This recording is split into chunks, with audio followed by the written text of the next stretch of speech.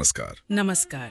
आज हम श्री ललिता सहस्त्रनाम के एक बहुत ही खास श्लोक पर थोड़ी गहराई से बात करेंगे। जी। एक ऐसा श्लोक जो देवी ललिता के विराट स्वरूप को मतलब कई परतों में खोलता है। बिल्कुल। और हमारी ये जो चर्चा है ये ललिता सहस्त्रनाम तंत्र, मंत्र और महायाग की व्याख्याओं पर आधारित है। हाँ, उसी स्रोत से हम बात कर रहे हैं। तो आज का मकसद सिर्फ श्लोक का अर्थ जानना नहीं है, बल्कि उसके पीछे का जो दर्शन है और देवी के वो खास स्वरूप उनको महसूस करना है। ये है श्लोक 56। महातंत्रा महामंत्रा महायंत्रा महासना महायाग क्रमाराध्या महाभैरव पूजिता। क्या बात है तो सिर्फ 6 नाम, पर लगता है जैसे पूरा ब्रह्मांड समाया हो इनमें। ऐसा ही कहा। तो चलिए इन नामों के सागर में उतरते हैं, देखते हैं क्या मिलता है। बिल्कुल। और ये श्लोक सच में बहुत अद्भुत है, क्योंकि ये देवी के स्वरूप के इतने सारे आयाम, मतलब ज्ञान, शक्ति, संरचना, आधार, फिर साधना और अंत में वो अद्वैत स्थिति, सब एक साथ दिखाता है। हाँ। ये सिर्फ नाम नहीं है। हाँ। ये चेतना के अलग अलग अवस्थाएं हैं। हाँ। ब्रह्मांडीय शक्तियों के प्रतीक। हम एक एक करके समझेंगे, पर ये भी देखेंगे कि ये सब आपस में जुड़े कैसे हैं। हाँ, ये जरूरी है। तो सबसे पहले महातंत्रा। हाँ, अब तंत्र शब्द सुनते ही कई तरह की बातें मन में आती हैं, है ना? हाँ, बिल्कुल। हाँ। और काफी मतलब भ्रांतियां भी हैं इसे लेकर। सही। तो यहाँ इसका क्या खास मतलब है? देखिए, यहाँ तंत्र का मतलब सिर्फ वो गुप्त क्रियाकलाप नहीं है। अच्छा। इसका जो मूल अर्थ है वो है विस्तार या ज्ञान की एक प्रणाली। तन मतलब विस्तार करना और त्र मतलब रक्षा करना। हाँ। तो तंत्र वो ज्ञान हुआ जो चेतना को फैलाता है और हमारी रक्षा भी करता है। अच्छा। और देवी ललिता को महातंत्रा इसलिए कहा गया है क्योंकि वो ही सभी तंत्रों का, सारी ज्ञान प्रणालियों का, उनका स्रोत है। सभी का, शैव, वैष्णव, शाक्त, सब। जी हाँ, सब उन्हीं से उत्पन्न होते हैं और उन्हीं में वापस विलीन होते हैं। वे ही वो परम ज्ञान है जिसका आप कह सकते हैं अंश मात्र लेकर ये अलग अलग तंत्र बने हैं।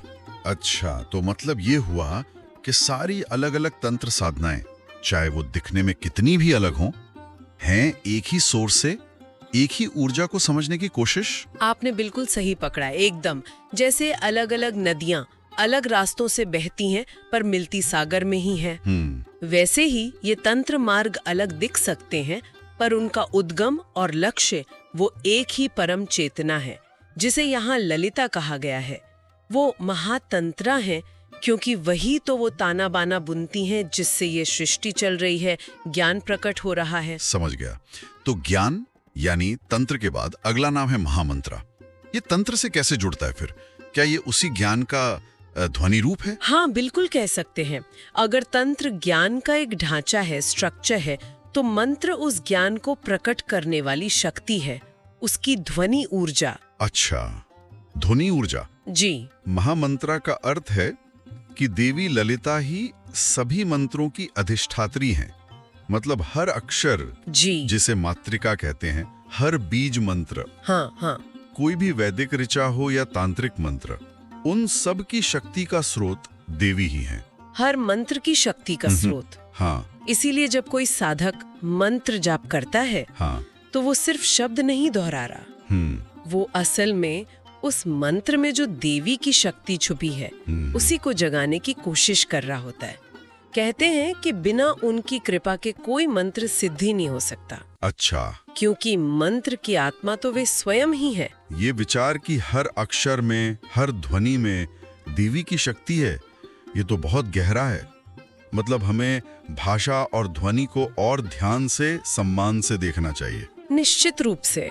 ये वही शब्द ब्रह्म या नाद ब्रह्म वाली बात है। हाँ। जहाँ ध्वनि को ही ब्रह्म का स्वरूप माना गया है। हाँ, सुना है। तो देवी महामंत्रा के रूप में इसी शब्द शक्ति के प्रतीक हैं। ठीक है। वो मूल वाइब्रेशन है, स्पंदन है, जिससे सृष्टि बनी और मंत्र प्रकट हुए। ठीक है। तो हमने ज्ञान यानी तंत्र और ध्वनि यानी मंत्र, इन रूपों में देवी को समझा। अब सवाल आता है कि उनका स्ट्रक्चर, उनका ज्यामिति स्वरूप क्या है? और शायद यही महायंत्रा का महत्व आता है। बिल्कुल। बिल्कुल। महायंत्र का मतलब है कि देवी का स्वरूप यंत्रमय है। यंत्रमय। हाँ, यंत्र क्या होता है? एक ज्यामितीय आकृति, एक डिजाइन जो कॉस्मिक एनर्जी को फोकस करता है, मैनिफेस्ट करता है। जैसे श्री यंत्र। हाँ, जैसे श्री यंत्र, जिसे यंत्र राज कहते हैं। वो तो देवी ललिता का स्वरूप ही माना जाता है, लेकिन महायंत्र का मतलब सिर्फ श्री यंत्र नहीं है। अच्छा, और क्या? इसका मतलब है कि ये पूरा ब्रह्मांड अपनी पूरी संरचना में एक महायंत्र है और देवी ललिता उस महायंत्र की आत्मा है, उसकी संचालक शक्ति। पूरा ब्रह्मांड? जी, हमारे शरीर के चक्रों से लेकर ग्रहों की चाल, गैलेक्सीज का बनना, सब कुछ एक दिव्य ज्यामिति, एक यंत्र के हिसाब से चल रहा है। देवी इस पूरे कॉस्मिक यंत्र की अधिष्ठात्री हैं, इसीलिए महायंत्रा। उन्हें सर्व यंत्रात्मिका भी कहते हैं। यानी सभी यंत्रों की आत्मा। हाँ, अरे वाह, मतलब सिर्फ वो यंत्र नहीं जो हम पूजा के लिए बनाते हैं, बल्कि ये पूरी सृष्टि ही उनका यंत्र है। ये तो बहुत ही व्यापक दृष्टिकोण है ना? तो तंत्र, ज्ञान, मंत्र, ध्वनि, यंत्र, संरचना, इन तीनों के बाद चौथा नाम आता है महाआसना। आसन, इसका क्या मतलब है? देखिए, इतनी सारी शक्तियां, इतने स्वरूप, इनको धारण करने के लिए कोई आधार तो चाहिए। हाँ, बिल्कुल। महाआसना का अर्थ है महान आसन पर विराजमान। अच्छा। पर ये सिर्फ कोई भौतिक सिंहासन या बैठने की जगह नहीं है। तो फिर क्या है? ये वो परम आधार है जिस पर ये पूरी सृष्टि टिकी हुई है। ये चेतना की वो स्थिर शांत अवस्था है जिसमें सब कुछ होता है, सारी गतियां, सारे बदलाव, लेकिन वो खुद नहीं बदलती। स्थिर शांत अवस्था, जैसे शून्य या परम ब्रह्म। हाँ, आप कह सकते हैं, जो सभी अभिव्यक्तियों का बेस है, आधार है। देवी का महासना पर बैठना उनकी उसी परम स्थिरता का प्रतीक है, उनकी सार्वभौमिक सत्ता का, और ये कि वो ही सृष्टि का केंद्र है। ये समझना दिलचस्प है कि आसन सिर्फ बैठने की चीज नहीं, बल्कि एक तात्विक स्थिति है, एक स्टेट ऑफ बीइंग है। तो देवी का आसन ही वो पॉइंट है जहां से सब शुरू होता है और जहां सब खत्म होता है। हाँ, बिल्कुल। श्री यंत्र साधना में जिसे बिंदु त्रिकोण कहते हैं, जहां से सृष्टि फैलती है, उनका आसन सिर्फ उनका नहीं, बल्कि पूरे ब्रह्मांड का आधार है। ठीक है, तो अब तक हमने देवी के स्वरूप के ये पहलू समझे हैं, ज्ञान, ध्वनि, संरचना और आधार। अगला नाम है महायाग क्रमाराध्या। ये सुनने में थोड़ा जटिल लग रहा है। हाँ, थोड़ा सा है। और ऐसा लगता है कि ये साधक और देवी के बीच के रिश्ते की बात कर रहा है। इसका गहरा अर्थ क्या है? आपने सही पकड़ा। ये नाम उपासना की पद्धति और उसके स्तर को बताता है। महायाग क्रम आराध्या। हाँ, यानी जिनकी आराधना, आराध्या महान यज्ञ के क्रम से की जाती है। महान यज्ञ के क्रम से। जी, इसका मतलब है कि देवी ललिता की कृपा पाने के लिए, उन तक पहुंचने के लिए सिर्फ साधारण पूजा पाठ काफी नहीं है। उससे आगे बढ़कर एक विशेष, अनुशासित और पूरी तरह समर्पित साधना का रास्ता अपनाना होता है। उसी मार्ग को महायाग कहा गया है। तो महायाग से मतलब क्या है यहाँ? क्या ये बड़े बड़े अग्नि अनुष्ठान या हवन की बात हो रही है? देखिए, बाहरी यज्ञ अनुष्ठान वो इसका एक हिस्सा हो सकते हैं, जरूर, लेकिन महायाग का यहाँ ज्यादा गहरा आध्यात्मिक अर्थ है। अच्छा, वो क्या? जैसा उपनिषदों में, गीता में भी इशारा है, असली यज्ञ सिर्फ अग्नि में घी, सामग्री डालना नहीं है। तो फिर? असली यज्ञ है अपने भीतर की जो अशुद्धियां हैं, हमारी इच्छाएं, कामनाएं, हमारा अहंकार, क्रोध, लोभ, मोह, अज्ञान, इन सब की आहुति देना। हो, मतलब इनका त्याग करना। हाँ, जब साधक पूरी निष्ठा से, पूरी जागरूकता से अपने इन अंदरूनी दुश्मनों को पहचानता है और उन्हें देवी के चरणों में समर्पित करता है, मतलब उनका त्याग करता है, वही सच्चा महायाग है। और इस क्रम से, मतलब इस डिसिप्लिन तरीके से की गई आराधना से ही देवी प्रसन्न होती हैं। ये जो आंतरिक यज्ञ वाली बात है ये बहुत महत्वपूर्ण है, पर शायद कई लोगों के लिए समझना मुश्किल हो कि इसे रोज की जिंदगी में कैसे करें। क्या स्रोत इस पर कुछ बताता है कि ये आंतरिक आहुति कैसे दें? स्रोत सीधे सीधे शायद रोजमर्रा के उदाहरण ना दे, पर सिद्धांत बिल्कुल साफ है। इसे ऐसे समझिए। हाँ। मान लीजिए हमें गुस्सा आया। अब उस गुस्से को बस निकाल देने की बजाय हम रुकें, उस गुस्से का कारण समझें और उसे शांत करने की कोशिश करें। ये क्रोध की आहुति हो गई।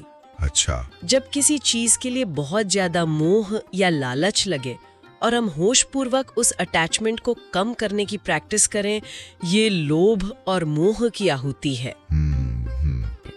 ये कोई एक बार का काम नहीं, ये एक लगातार चलने वाली साधना है। ये व्याख्या तो महायाग क्रमाराध्या को सिर्फ एक नाम नहीं बल्कि जीने का एक तरीका बना देती है। मतलब देवी की उपासना सिर्फ मंदिर या पूजा घर में नहीं है। बिल्कुल, ये तो एक निरंतर चलने वाली आंतरिक शुद्धि है, समर्पण की प्रक्रिया है। यही वो क्रम है जिससे साधक देवी के करीब पहुंचता है। समझ गया। और अब इस श्लोक का आखिरी नाम महाभैरव पूजिता, इसका क्या संकेत है? ये नाम तो बहुत शक्तिशाली लग रहा है। हाँ, ये नाम बहुत गहरा है और बहुत महत्वपूर्ण भी। महाभैरव पूजिता यानी अर्थात जिनकी पूजा स्वयं महाभैरव करते हैं। महाभैरव भगवान शिव। हाँ, भगवान शिव का ही उग्र, संहारक और परम तात्विक स्वरूप है महाभैरव। वो काल के भी नियंत्रक माने जाते हैं। अच्छा। तो जब ये कहा जाता है कि स्वयं महाभैरव देवी ललिता की पूजा करते हैं, तो इसका मतलब है कि जो परम पुरुष तत्व है शिव, वो भी परम शक्ति तत्व ललिता की आराधना करता है, उसकी महत्ता को स्वीकार करता है। तो क्या ये शिव और शक्ति की अभिन्नता उनके एक होने को दिखाता है? निश्चित रूप से ये अद्वैत सिद्धांत की पराकाष्ठा है। ये दिखाता है कि शिव और शक्ति दो अलग अलग नहीं हैं, बल्कि एक ही परम सत्य के दो पहलू हैं। जैसे आग और उसकी जलाने की शक्ति, वो एक दूसरे के पूरक है, एक दूसरे में ही है। महाभैरव का देवी की पूजा करना इसी परम अद्वैत का प्रतीक है। अच्छा। और श्री विद्या साधना का तो मूल लक्ष्य ही यही है, शिव और शक्ति की इस एकता का अनुभव करना, ये जानना कि मैं ही शिव हूँ, मैं ही शक्ति हूँ। तो ये नाम सिर्फ ये नहीं बता रहा कि देवी कितनी महान है, बल्कि ये सृष्टि के मूल द्वैत के पार जो अद्वैत सत्य है उसकी तरफ इशारा कर रहा है। कि जब वो देवी की उपासना कर रहा है तो वो एक तरह से शिव की भी उपासना कर रहा है, और जब शिव की उपासना करता है तो वो शक्ति की ही उपासना है। ये फर्क सिर्फ हमारी समझ के लेवल पर है, परम सत्य में कोई भेद नहीं है।